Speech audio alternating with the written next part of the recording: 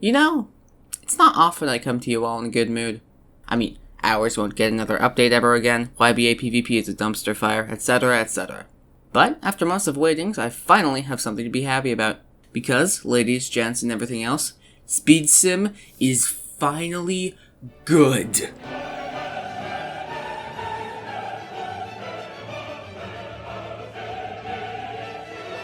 That's right, I said it, Sonic Speed Simulator is in a good position. And, to be honest, it's been in one for quite a while, but I wanted to wait to make this video in case things changed. But I am pleasantly surprised to see that not only have things not gone downhill, but they've actually improved. The events are fun, the new mechanics are well thought out, and even the selection of skins is higher quality.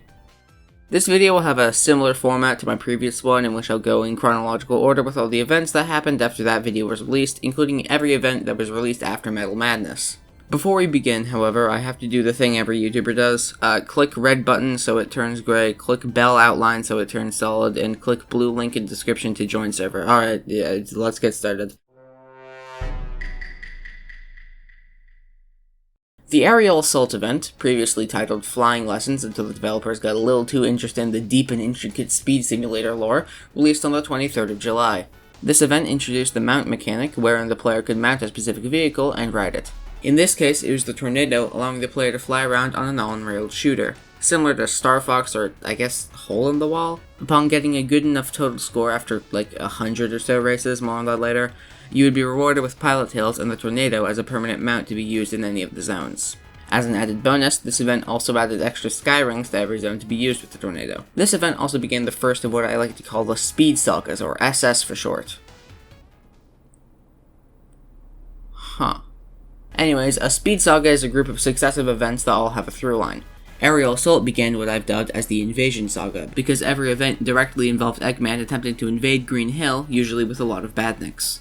In this event, you were attempting to stop the invasion by shooting a bunch of badniks on the Tornado. But, I mean, they put badniks in Green Hill during this event, so I don't think it worked. Anyways, this event, while interesting in theory, was a complete slog to get through in reality. It took about as long as all the other events, but as it was on rails, it was much less engaging gameplay-wise, making it feel more like a chore than anything else. Oh, and this event turned out to be a permanent update, meaning you can still play it today. Yeah, overall I'd give this like a 4 out of 10. It was really boring, but at least the reward was nice.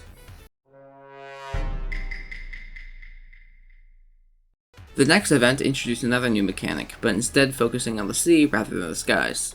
Now you were able to go underwater, albeit for a limited amount of time. While underwater, just like any other Sonic game, you moved slower and had less gravity, making things seem a lot slower than they were on land. Because they were. This was the second event in the Invasion Saga, and it followed in Aerial Assault's footsteps of being lackluster. The requirements were also near identical to Assault's, being to destroy a comical amount of badniks, but at least this wasn't on rails. Also, this event turned out to be another permanent one, meaning you can still play it to this day. Just have fun destroying literally 10,000 badniks. Oh, right, I almost forgot about the rewards. The rewards, other than the Chow, were Froggy as a pet, which is what they renamed the Chow folder because Froggy isn't a Chow, and Big the Cat as a playable character. Overall, I'd also give this event a 4 out of 10, same as Assault got. While the rewards weren't as nice as Assault's, the gameplay was a little more interesting, leaving those two things to balance out.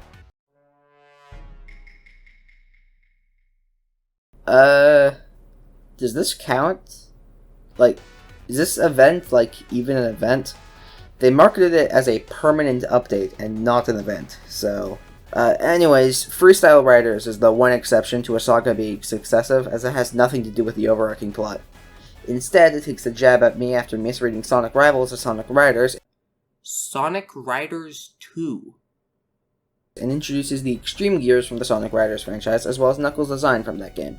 This event update also changed all the maps to have this weird, gross orange ramps everywhere and way more sky rings. While this made using the hoverboards more interesting, it also made the aesthetics of the game significantly worse.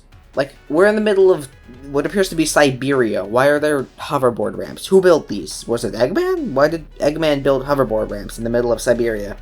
Now, it wasn't just the incredibly important aesthetics of this Sonic-inspired Roblox game that got ruined by this event. Previously, one of the fastest ways to gain levels was through a very specific path in Chemical Plant. Now, that pathway is cut off, meaning that grinding levels is even more of a chore now. The next best way was through Hilltop, so luckily we got What? Yeah, so they've removed Hilltop this update. Why? I don't f***ing know. Apparently it was because the map was too complicated and would lag people's PCs. To that, I asked a couple questions. 1. Why didn't you address this problem sooner? Hilltop released 3 months ago, and you had all this time to fix it, so why are you doing it now?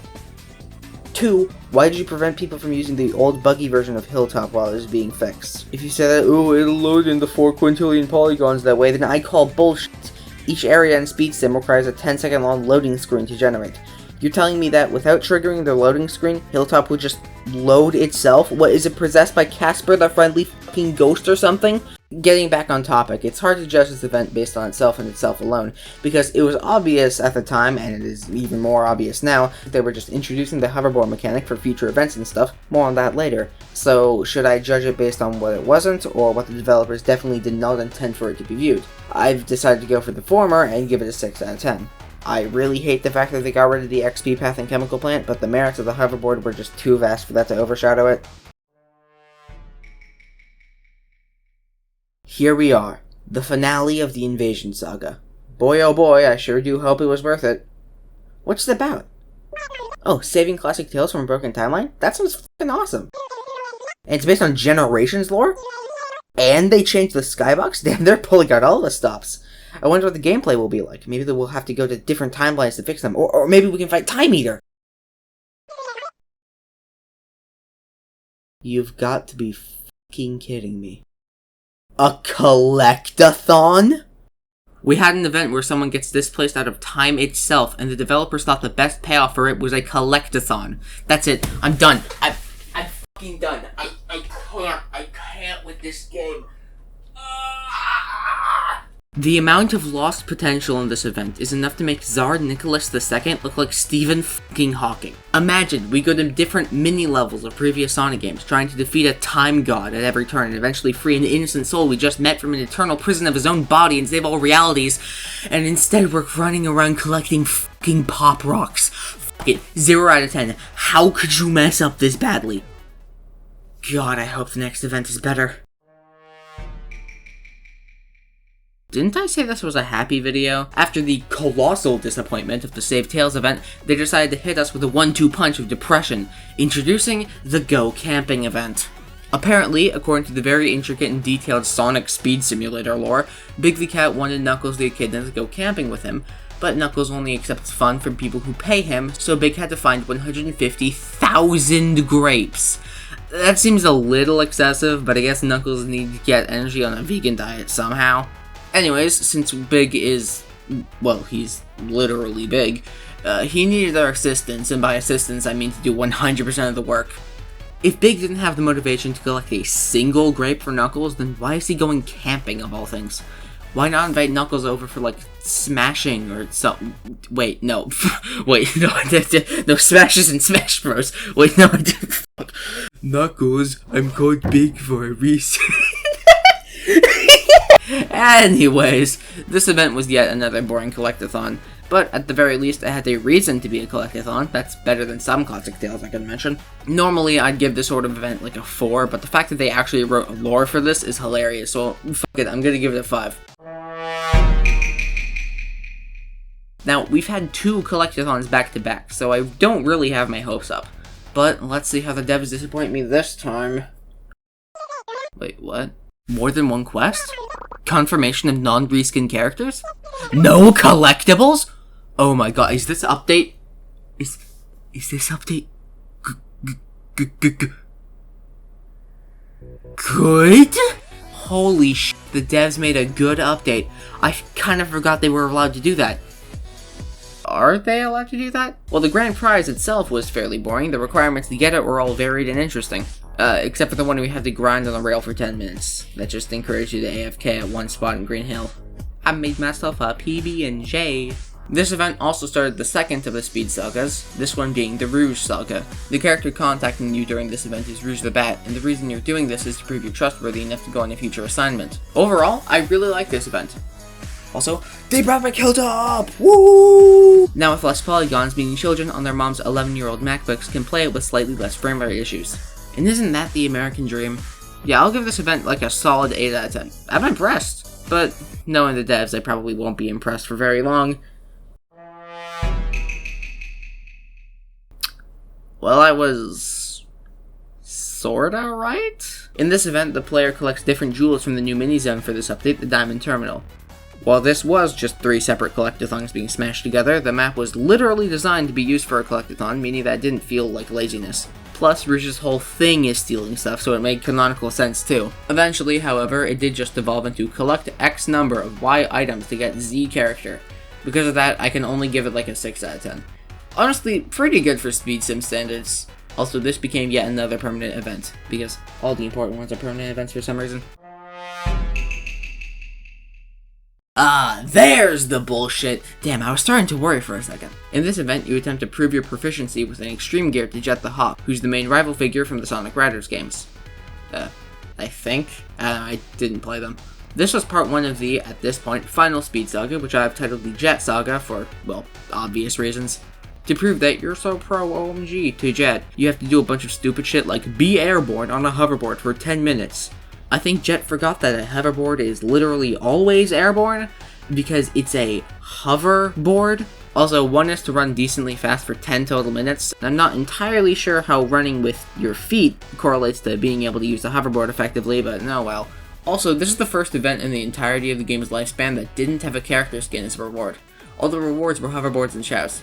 I'm not really complaining. I don't think 80% of the character skins in this game are at all necessary, but it was strange seeing no character skins added. Now, this event isn't really bad, but I think the main thing that makes it subpar is something I haven't touched on yet.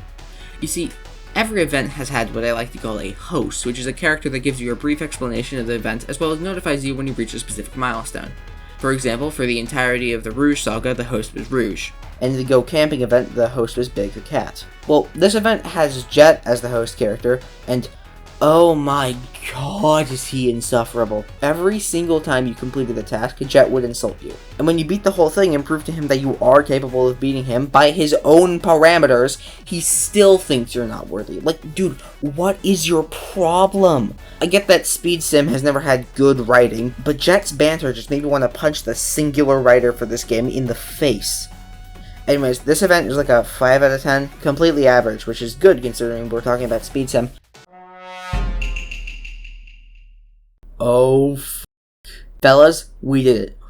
We found a boss that poses a challenge. I know, only took us 3 months. Yes, you heard me right, we have another boss event. Now, this one is just a race like last time, but now you and Jet are on hoverboards, meaning you go at exactly the same speed, unlike Melasonic, who went slower than the player. This means that you have to take better paths than the AI, outsmarting it, and... who am I kidding, this is Speed Sim. Now, if you press E, you get a free speed boost, because of course you do. I meant that this was a challenge if you didn't press E. If you do, then it's another cakewalk, because of course it is, it's fucking Speed Simulator. This event does have some of that trademark anti-sportsmanship that Jet is known for, but this time he's more trying to justify his own loss than he is justifying your win, which is slightly more bearable. Also, as soon as you equip an extreme gear, he gets an entirely unique animation set. He crouches down, he grips his board while flipping, he even puts his goggles in front of his eyes. Did they need to do any of that? No, but the fact that they did proves there's at least someone on the dev team who is working on this with passion.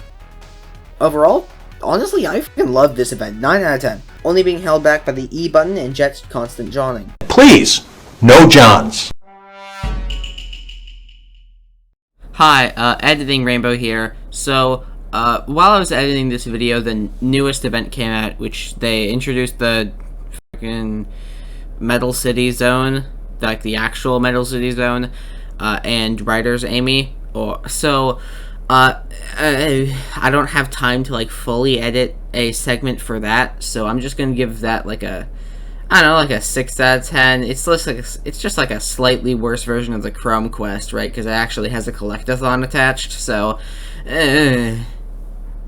Okay, back to the actual video. What's next? Well, honestly, I don't know. They just released some of their best update yet, so I'm cautiously optimistic that they'll keep the momentum going. They probably won't do anything too important, maybe Cream or Espio or something. They'll definitely wait like 2 months to drop another major character like a Shadow or a Silver. Well, yeah, that's about everything. I'm currently writing this at 6 in the morning, so I don't want to use my smooth brain any more than I need to. If you like this video, then remember to like to show your support, subscribe with notifications to never miss an upload like it, and comment your social security number for a surprise. Until next time, peace!